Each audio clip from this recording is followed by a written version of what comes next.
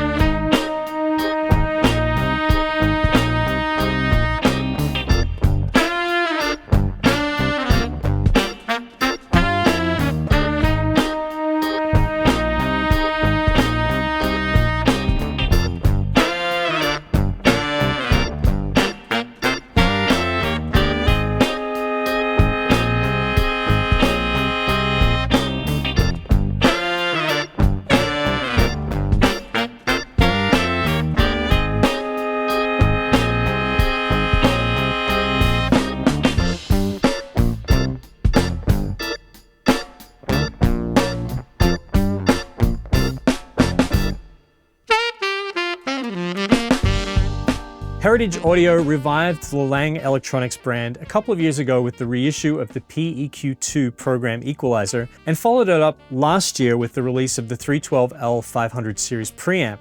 Now, these two units are primarily associated with the New York sound of the late 1960s and 1970s, but with the release of the Silverr 47 dual channel tube preamplifier and the P.Lane Type 436 all tube Vari-Mu compressor, the Heritage team have drawn inspiration from a certain famous studio across the Atlantic, located on the same London road as St. Mary with All Souls Abbey. Now, whatever you're feeling about the band whose name rhymes with the word for the prenatal position of a baby, there's no denying that the sounds that those four chaps from Liverpool recorded in that studio, located on the road named after the Abbey, left an indelible print on audio recording.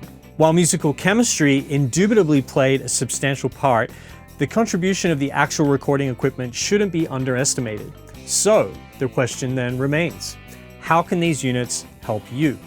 Well, first up, let's dive a little into the Silverr 47.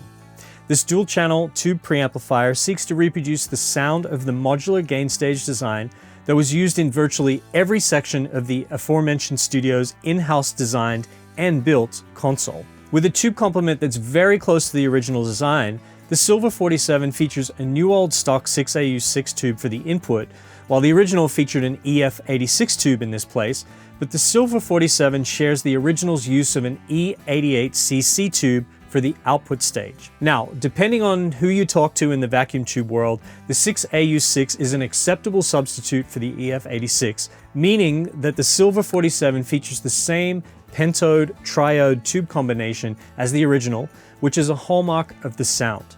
The pentode input stage is more hi-fi and full range, while the triode output stage imparts some extra harmonics and warmth. The input gain and output attenuator offers some creative ways to gain stage your signal. The input gain control ranges from plus 22 dB to plus 52 dB of gain in 6 dB increments. You'll probably notice that the highest setting is not labeled 52 dB. It's called NFB, which stands for no feedback. And no, I'm not talking about the squealing sound that results when you place a hot mic in front of a speaker. The name is referring to the absence of negative feedback in the circuit. Negative feedback is when a portion of the output is subtracted from the input via a loop. And it's a common design element used in tube amplifiers to make the gain stage more predictable and stable by increasing linearity and reducing harmonic distortion. So, when you hit the NFB setting and remove that negative feedback, the Silverr 47 is outputting in all of its open loop gain glory, giving a more raw sound with increased harmonic distortion. As is pretty standard for preamps these days, the Silverr 47 has a 20 dB pad, phantom power, an 80 Hz high-pass filter, and a phase invert switch. So let's check out some isolated sound samples. First up, let's hear some drums. To record the drums, I used 2 microphones. On the kick, I had a homemade sort of sub-kick style microphone. And then for the snare drum, I was using a Coles 4038. For the snare drum channel, I had the preamp set to deliver a little harmonic distortion for a little extra crunchiness and vibe on the snare drum.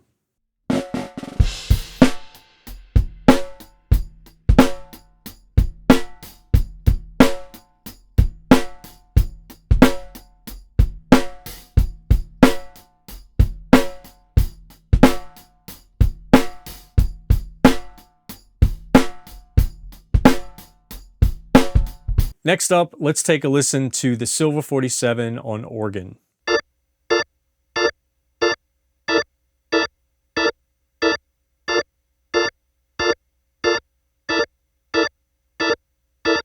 The Silverr 47 can also get you in the ballpark of that famous Revolution guitar tone.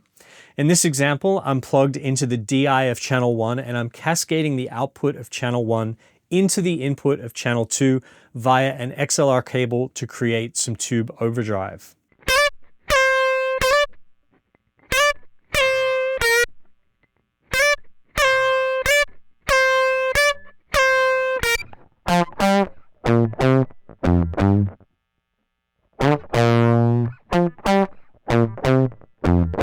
One of the secret audio weapons at that famous London studio that shall remain nameless was their fleet of modified ALTEC 436B compressors. The stock original ALTEC 436B was a simple, no-frills, variable mu compressor with a single knob that controlled the input attenuation. The in-house engineers at said studio ended up making several rounds of modifications to their units to increase their usability, and the Lang P.Lane Type 436 draws inspiration from these modified units. Variable mu compression is one of the earliest forms of compression, and its name comes from the Greek letter mu, which in audio electrical circuits stands for gain. So, variable mu simply means variable gain or changing gain. This type of compression is unique because it uses vacuum tubes to accomplish gain reduction. Now, while it's true that there are other compressor types, such as opto compressors, that incorporate tubes in their design, the tubes in those designs are employed more for tone and makeup gain amplification in the output stage. Variable mu compression takes advantage of how vacuum tubes control current flow, and a very, very simplified explanation of how this principle works is that as the incoming signal increases, the bias, which is the current that's sent to the grid section of the tube, decreases proportionally, resulting in a reduction in overall level. This means that variable mu compression is usually program dependent, which is the case with the original ALTEC 436, and a carryover from that here is that you'll notice that the P.Lane Type 436 doesn't have a ratio control per se. What the P.Lane Type 436 does have, however, is this 6-position DC threshold control. Now, this is not the same as the threshold control found on other compressor designs. That actually would be the input control here, which is actually an attenuator. So all the way up is going to yield more compression, and bringing that input down will feed less signal into the circuit, resulting in less compression. Instead, the DC threshold gives combined control over the ratio and the knee, which determines how the compressor transitions from non-compression to compression. At position 1, the response is gradual and smooth, and then progressively gets more aggressive and harder through the positions up to position 6, which is almost limiting with a hard knee. There are also attack and recovery controls, each with 6 positions. Attack determines how quickly the compressor responds to transients, with position 1 being the fastest attack time, and the times getting slower as you go through the other positions, with position 6 being the slowest attack time. The recovery control also has 6 positions. Now, these are labeled with some time information. As you can see, position 6 is the slowest, going down to position 1, which is called super fast, and is a much faster release than found on the original 436 unit. The recovery control also has a hold mode that is found in between each time setting, and that's signified by the red dots, and this mode is quite unique. When the original modified ALTEC units were used in that London studio, engineers would often use enormous amounts of gain reduction, sometimes 20 to 30 decibels. And if there was a sudden break in the music going from a loud section to a soft section, or a sudden cutoff at the end of the song, at a standard recovery setting, the compressor would release and the program signal would return to its uncompressed level, causing the ambient room sound or the softer section to rise in volume level and become as loud as that previous section, making it appear like it's jumping out. So to remedy this, the hold setting was designed so the engineer could manually switch the recovery time to hold when the desired amount of compression was reached or right before the song cut off, and the compressor would stay held at the desired level of gain reduction, stopping that swell effect from happening and effectively attenuating any background sound.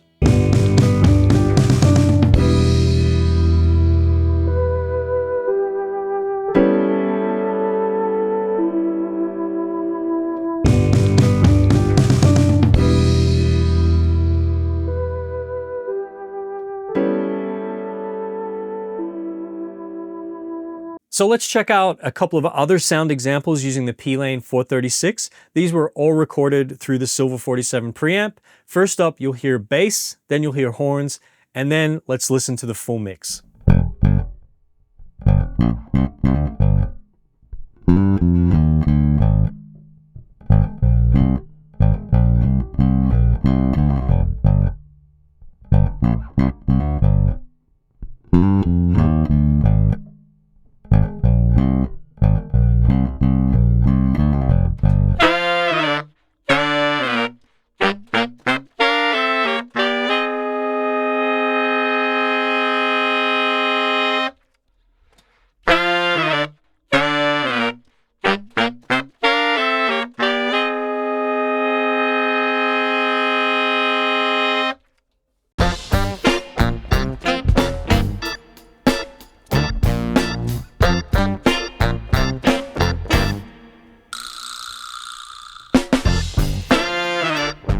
To me, both of these units are useful if you're looking for tools that can bring some vibe and color and can be used to create a sound. Personally, I happen to love working that way. I like trying to be thoughtful about what I'm going for sonically and then look for ways to achieve that. Of course, in today's digital age, this can certainly be accomplished with plugins, but if you're looking for a hands-on approach where you dial in a sound on some analog gear and commit to it when you're recording, then the Lang Electronics Silverr 47 dual channel tube pre and the P.Lane Type 436 Vari-Mu compressor offer an accessible entry point to this way of working. But let me kick it over to you. Based on the examples you've heard, what do you think? Let me know in the comments below. Until next time, this has been Andrew from the B&H Pro Audio YouTube channel, reminding you to always remember audio.